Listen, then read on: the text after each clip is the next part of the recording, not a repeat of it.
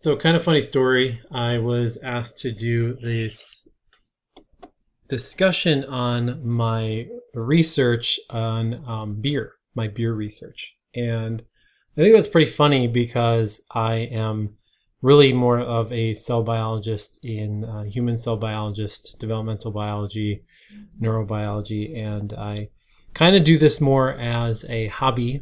My interest in beer and beer chemistry and science.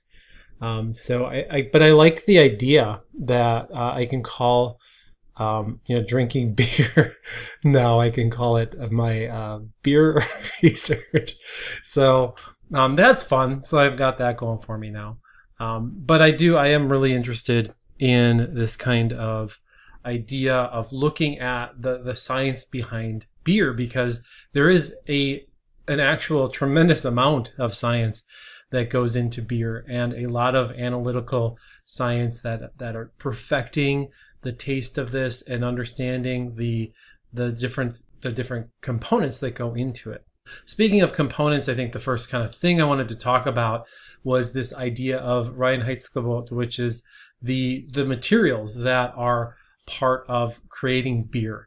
So typically there's kind of three, but really actually four, maybe even five different ingredients that you might count. But the Reinheitsgebot is really the grain, the hops, and the water. Those are the main three. And now the secret ingredient the magical ingredient that you can't typically really see are also the yeast. So it's the eukaryote that's actually the single cell eukaryote that is actually going to eat the sugars from the grain, and then we're going to be able to eat those up, and then they basically poop out flavor and alcohol. So that's kind of the idea. And a lot of times this was used way back in the day. I mean, the history of this is pretty interesting. It was kind of thought to kind of hail back to the ancient Egyptian times, where they maybe had some of this grain liquor, this water, in clay pots, and then it would ferment and people would drink that. It's been developed a lot and made a little bit more sophisticated and under sophisticated mechanisms now. But it was really the German times where people started to be really serious about what was in their beer and what you could do with it and how you made it. And it was more for safety reasons at that point, because a lot of things, it was really dangerous to drink. Water wasn't really something that you wanted to drink ever. So you would actually create the brewing process, actually clean things up and made it actually more healthy than some of the things that other people were drinking because of the ability to kind of pasteurize this or purify it. So just briefly, I don't have enough time to go through into a ton of this, but basically those different grains, so these different wheats and different types of grains are going to be, first of all, and this isn't even shown here, there's this whole process of germination where the grains are harvested and then they're given some water, so they're made to be wet in this damp, dark environment, and then they start to germinate and start to think that these seeds are going to start to grow. What they do is they release a lot of sugar, and then all of a sudden we heat them up and we cook them, and then all of the sugar is released from these starches that would be generally less available to for us as if we want to consume them. They're released in this state, and then we can generally the idea is we break those open, we crack them up, just kind of like similar way that we make coffee. We heat it up, and then we make a kind of a tea out of it. So this is the grain mill. We mill the grain. We put it, mashing is basically making this tea with our grains, and what it's doing is it's pulling all the sugar out. So we make this wort that is really rich in sugar. It's really sweet tasting, and the different types of grains you put in there and how long you heat the grains up, you can get different flavors and different things out of them. So typically Pilsners are going to be heated up a lot less. It doesn't get the husks as dark, and then some of the porters, for example, are going to be heated a lot longer. You get a lot of more of those darker colorings out of that. So you have the wort is going to be a different color, mostly based on those grains that you use and how you use them. Then this is the purification step. So anything that was growing in all of this stuff, we boil it. So it's getting boiled and heated up. There's an important process here. Some of the compounds that are coming out of the grain, they get boiled away. So that can actually be really bad flavor profiles if you don't boil that out. After the boiling, things are cooled down, and then they're going to be sent into perhaps sometimes there's also the addition of hops in during the boiling process for a few minutes, and the longer typically you have it in there, the more bitter of those flavors you generally get. It's cooled down, sent into the fermentation tank where yeast is added. And that is, again, now we have basically cool sugar water that yeast can eat. Sometimes also there'll be the additions of dry hops or spices. And those are typically going to give us more of those kind of upfront flavors, floral flavors, some of the citrusy flavors that when you're boiling them for a long time, you kind of lose that. You get more bitterness in the longer boils. But up here, you get some of those more those citrus and other kind of flavors that I mentioned earlier. At this point, there's typically a couple different types of fermentation. There's a primary and then there's a secondary. Usually the primary will happen, the yeast will fall out, you'll take that off and clean it up. And then there's a little bit of yeast in there to just clean up some of the flavors. Typically, the yeast will release a flavor that's kind of this green apple or freshly cut grass flavor. And the secondary fermentation, that extended fermentation time, helps those yeast kind of slowly chew through some of those flavors and matures that beer.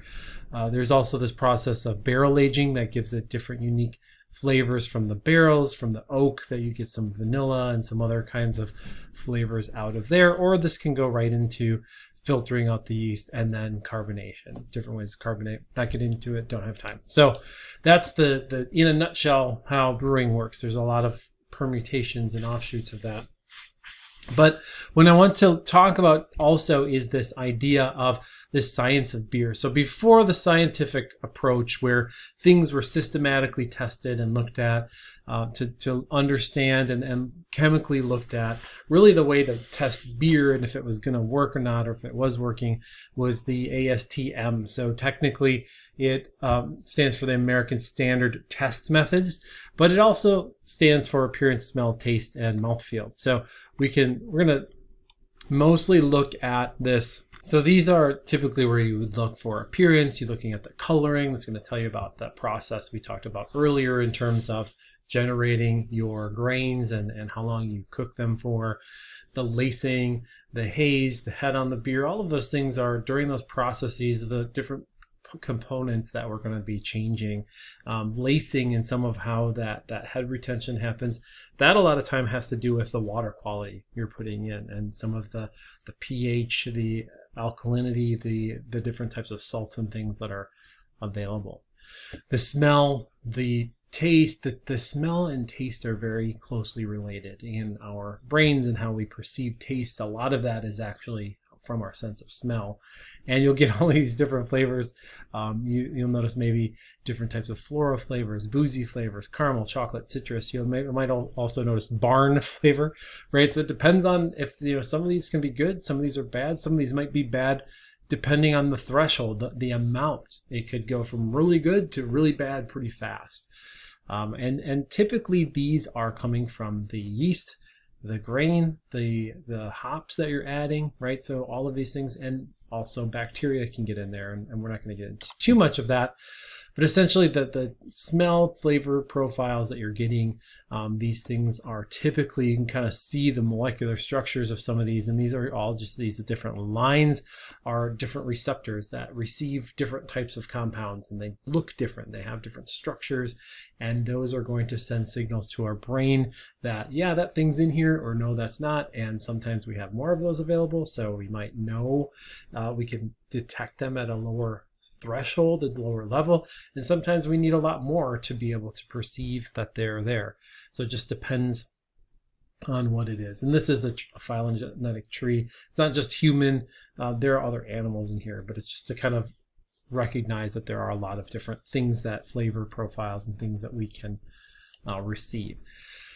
I mentioned the grain is some of those flavors, the hops are obviously some of those flavors, but the yeast have a big diversity and they can generate a lot of different flavors as well. So these are some of the inputs in the top. If you've taken any nutrition classes, for example, or want to next semester,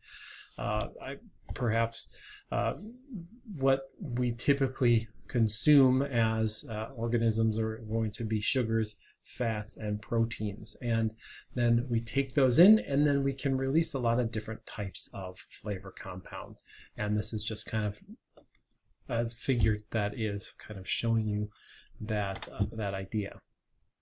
Hops are also going to provide some flavor components as well, and these are the humulones, different compounds that are coming out that gives it some of the floral flavors, some of the bitterness flavors, all of those different kind of those resins. So if you ever had a hop or seen a hop plant and taken the hops off and you kind of break them in your hands, it's like sticky kind of resin that's on that hops, and that was thought to be, back before there was a lot of science or chemistry done on this, that was thought to be responsible for a lot of the flavor out of the hops. So this is kind of our starting point in this research area, the science behind beer.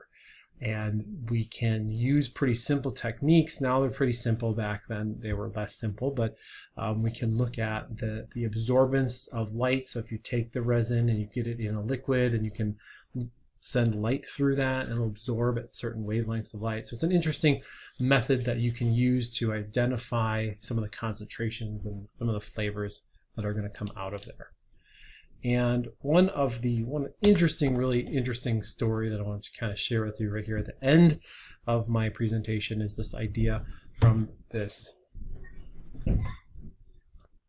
So in order to kind of really systematically study this idea, there was this idea again that soft resins, that those flavors are coming from that soft resin. And to test this, there were these different ways that they were measuring 50 grams of hops. So you take 11 measurements or 14 measurements. And the people that were in the lab studying this, and this was actually happening at Guinness back in the late 1800s, early 1900s. And they found that there was a small differences in the averages found between those samples, and they really wanted to know, like, are these significant? Are they different? Are they real? Because they couldn't test all of the hops, right? They were kind of creating this manufacturing process. They wanted to make the flavor be consistent and well known throughout, the Britain and Ireland, and they couldn't test all the hops, but they wanted to know how many tests do we have to take for our sample, or how many samples do we need to take from our total to get an idea of that resinous flavor, so that we can be consistent in our batches and know if one thing is the same as the next thing and the next thing. They wanted to make a consistent product. So how do they do this? So along comes a chemist, a statistician, and eventually becoming the head brewer of Guinness is William Seeley Gossett. And this is a picture of him this comes from Wikipedia, but he had this idea where there was this looking at the average and the standard deviation and the number of samples, that he could get an idea of how things are, if they're significantly different or not. And this, you notice that this person, it was actually that created this. This paper came out in 1908 in Biometrica, looking at the probable error of a mean. So looking at really to determine if something, here it says, any experiment may be regarded as forming an individual of a population of experiments which might be performed under the same conditions, a series of experiments and a sample drawn from this population. So this is the idea, kind of the formation of this idea of called student's t-test. This was penned under a pseudonym because basically William Gossett was working at Guinness. Guinness did not want other brewers to know that this might be useful in the brewing process. So this was kind of how it was published. And after William Gossett's death, it was made known that he had actually published this paper. But this is kind of the history and origin of some of the science that this started in the t-test, and you might see these on posters or in papers or in discussions looking at significant differences. Some of the other there are some perhaps more refined techniques to look at multiple different things at once, but this is kind of some of the foundational work in that arena of statistics. So I thought that was kind of an interesting contribution of Brewer in science. So I wanted to also take this opportunity to kind of to pitch my this trip that Jody Mortag and I are planning to do in 2023 in the spring. So about a year from now.